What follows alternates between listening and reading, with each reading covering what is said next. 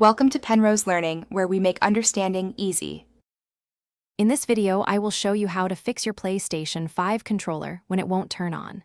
First, confirm your console is fully powered on and ready to receive a connection. Make sure the controller's battery isn't completely flat. Try plugging it in for a few minutes.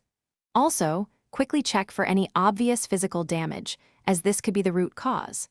This quick scan helps rule out simple issues.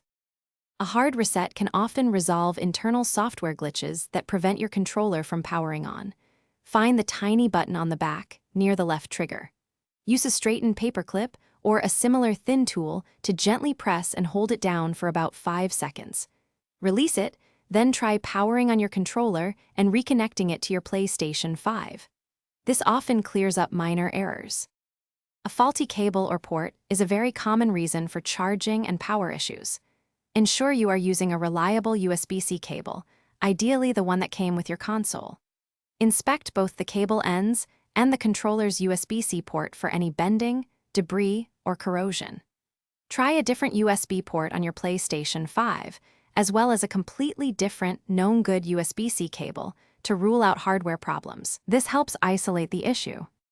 Sometimes the controller's battery simply needs more time to charge if it's completely depleted.